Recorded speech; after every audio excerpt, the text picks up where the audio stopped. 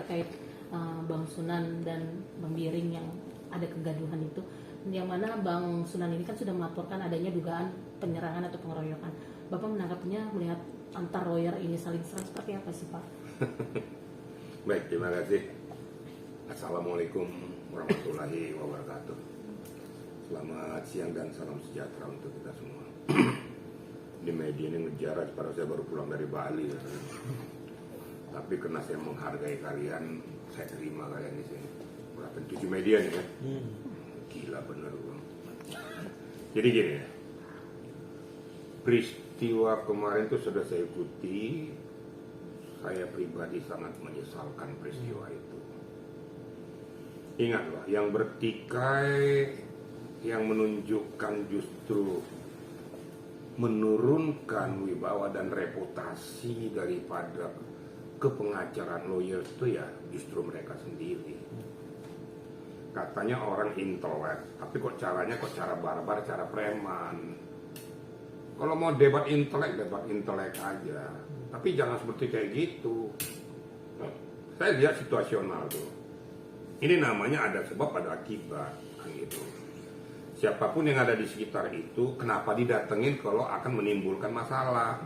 Bukan berarti kita dianggap jantan. Tapi kita meminimais supaya jangan terjadi persoalan baru. Ini saya katakan tuh, mengalah untuk menang itu kan nggak salah. Jangan menunjukkan gue loh, gue kesatria nih, gue nggak takut, nggak usah lah, sudahlah. Untuk apa kayak gitu. Nah, akibatnya terjadi seperti ini.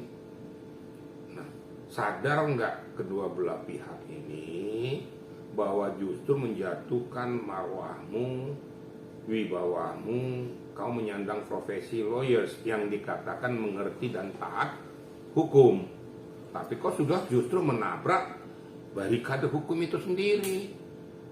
Dan kalian pertontonkan peristiwa yang tidak mengenakan ini. Peristiwa yang justru merusak reputasi daripada lawyers. Itu yang sangat saya sayangkan. Gitu loh kira-kira ya. Tapi Pak, kalau bisa dibilang tuh sebelum adanya kisah tersebut kan sempat diadakannya debat ya Pak untuk menyelesaikan ini semua. Tapi malah berakhir kericuhan. Kan saya bilang debat intelek itu ya sah saja, namanya juga arena diundang itu kan untuk memberikan argumentasi tentang apa yang dia ketahui tentang suatu pokok masalah. Tapi kan menggunakan otak, bukan menggunakan otot. Selesai dari arena persidangan ya udah selesai, salaman lagi udah selesai. Itu namanya orang yang mempunyai intelektual. Ya. Belajar kita sekolah, belajar menahan diri, belajar menahan perasaan. Akibat terjadilah situasional itu. Yang lebih menggelikan bagi saya itu pakai lapor-laporan lagi. Apa yang mau dilaporkan juga? Nggak usah lah kita sok-sok jagoan kita di arena ini. Udahlah sama-sama mengerti, kita sama-sama lawyers kok. Kita juga tahu batasan-batasan di mana. Namun karena sudah dilakukan silakan saja. Nah yang lebih sialnya lagi, ini biar perlu saya sampaikan juga. Sudah saya laporkan ke polisi gini. Terus di buntutnya terakhir kalau kamu berhadapan dengan saya di luar. Kita lihat siapa yang lebih laki-laki. Loh, ini kan berarti kontraproduktif dong dengan apa yang dia laporkan. Kemudian dia menunjukkan kejagoannya. Itu perilaku lawyers nggak itu? Lawyers tuh pakai otak, bukan pakai otot. Itu loh, pakai otot di ring tinju, bukan di situ. Saya tahu situasional tuh apa penyebabnya, bagaimana permasalahannya. Ya, kalau nggak salah hadir di situ juga Dua Lipa, kalau nggak salah ada di situ, ada Pak Gayus juga, ya, ada di situ Julianus Sembiring, ada di situ juga si apa? Bukan siapa? Fahmi Bamit. Fahmi Bamit, ya termasuk dia. Sampai lupa lagi saya namanya tuh. Sunan Kalijaga tuh, sampai lupa saya tuh.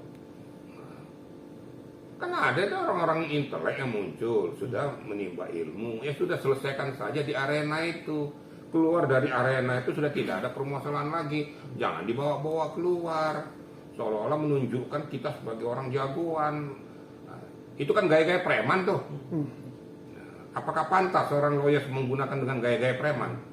Tanya aja diri sendiri. Pahami dengan baik, orang menilai kalian itu sangat kecil. Berarti tidak menggunakan otak. Kita bagi saya seperti itu ya. Jadi nggak usah lah saudara. Kalau kita mau menimba ilmu yang benar, bukan ilmu lapangan, ilmu otot. Ya gitu rekan-rekan ya. Oke, Pak, ini kan bisa dibilang perdebatan ini kan menjadi konsumsi publik, bahkan semalam sempat ditayangkan juga di TV nasional adalah untuk mengangkat kekisruhan pada sidangnya Nikita Mirzani ya Pak. Yang Bapak lihat sendiri mungkin seperti apa sih nih Pak? Ya ini yang saya sayangkan ya.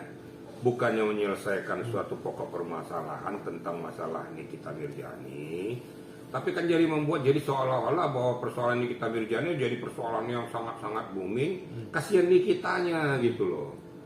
Saya setuju dengan apa yang dikatakan oleh Pak Bahmid waktu itu ya.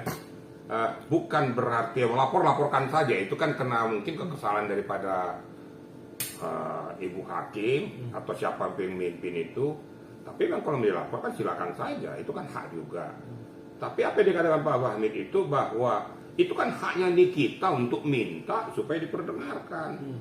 Dan akhirnya pada saat yang sidang yang keduanya itu setelah disebutkan masalah flash disk, kan hakim sudah mengatakan bahwa tunggu waktunya momen berikutnya. Apakah di momen pembuktian nanti silakan Nikita kan menggali pokok permasalahan dan menyampaikan apa isi flash disk itu. Kemarin saya udah dengar tuh Bahmid udah benar ngomongin Bahmid tentang itu, ngomongnya hakim kok. Jadi nggak ada yang salah. Jadi jangan dipolitisir, laporkan saja masalah flash disk itu. Nah yang perlu kita ketahui dan kita pahami dan harus hati-hati, ya, dari mana dapat rekaman itu? Siapa yang merekam? Kalau intercept secara ilegal kena. Sudah ada contoh Yuke itu intercept secara ilegal, kemudian mempublikasikan ke media itu kena, masuk kan dia sekarang Salemba. Dan pada saat saya ke Salemba saya katakan, dia tanya saya salah nggak? Salah. Langsung saya gituin aja. Walaupun dia minta saya datang untuk berkunjung ke sana, tapi saya katakan kamu salah. Itu kalau seorang lawyer itu jangan dia salah kau benar-benerin. Kalau salah katakan salah, tapi bagaimana jalan keluarnya supaya salah ini jadi benar, itu yang dicari. Saya sampaikan, kamu menyampaikan permohonan maaf ke Dewan Majelis Hakim karena ketidaktahuanmu, dan kamu juga kepada JP, pada penyidik menyampaikan itu, dan tidak salah juga menyampaikan ke pihak si pelapor. Kalau nggak salah pelapornya itu Fitri ya.